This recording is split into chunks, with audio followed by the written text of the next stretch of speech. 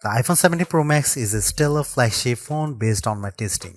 You get a more powerful zoom camera, better sustained performance, and the longest iPhone battery life ever, a head-turning design.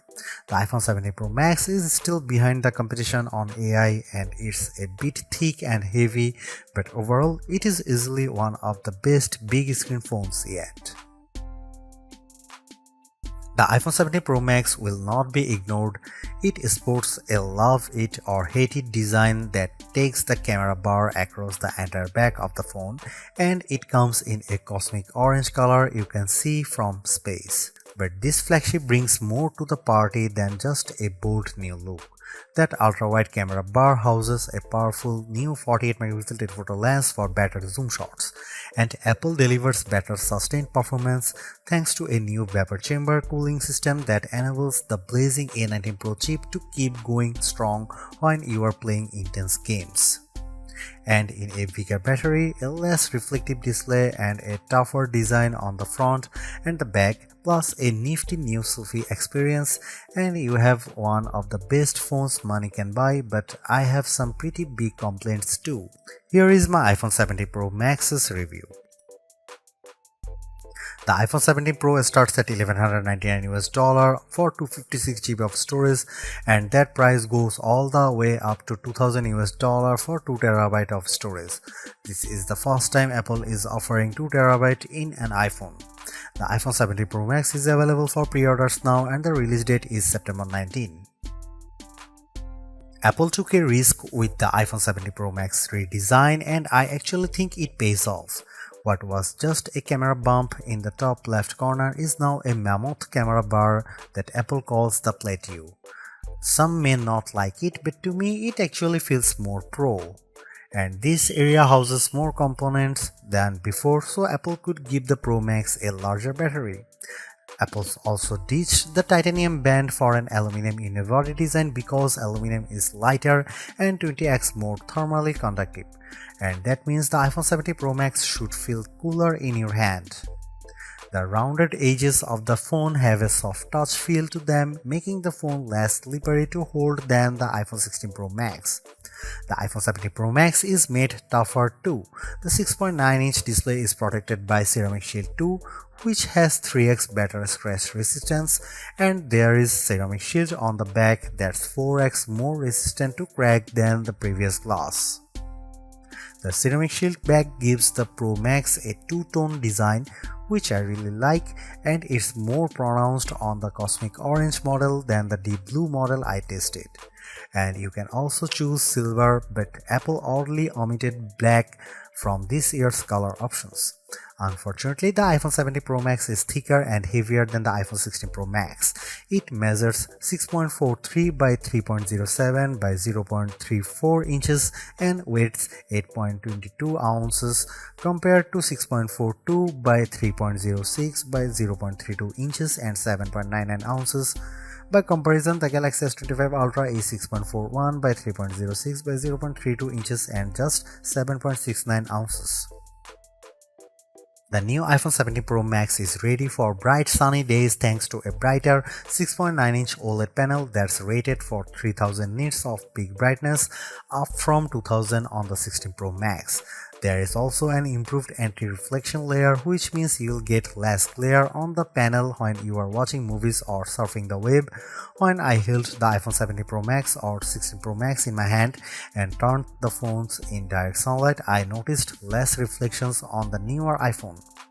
When I put the iPhone 17 Pro Max next to my S25 Ultra to play one battle after another trailer, Samsung's phone looked a bit brighter but suffered from slightly more glare. In our test, the iPhone 17 Pro Max reached a slightly higher 1899 nits compared to the Samsung's 1860, but the Pixel 10 Pro XL blew them both away with 2555 nits. The iPhone 17 Pro Max also fell behind the Galaxy and Pixel in color reproduction, reaching just 77.6% in the DCI-3 color space test. And its colors aren't as accurate as what you would get on either S25 Ultra or Pixel 10 Pro XL.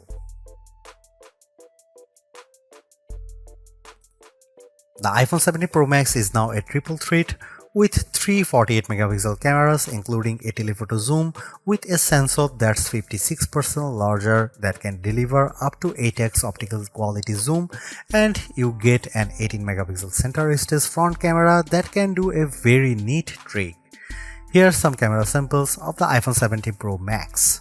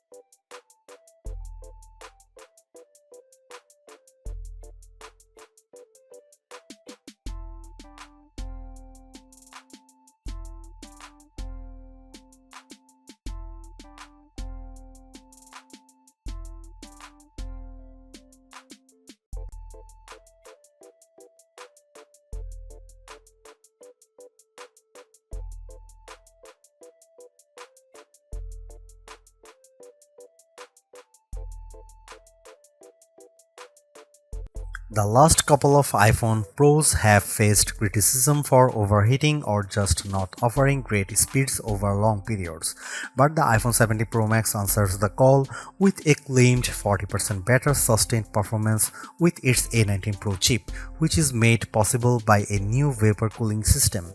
The A19 Pro packs a 6-core CPU and 6-core GPU, complete with neural accelerators for each core. The idea is to give you better performance when doing things like generating AI images. Sure enough, I found that Image Playground generated images 3 to 4 seconds faster on the iPhone 17 Pro Max versus 16 Pro Max. The iPhone 17 Pro Max flies through demanding games like Destiny Rising. The action remained fluid with multiple enemies on screen, and the graphics and lighting effects look stunning.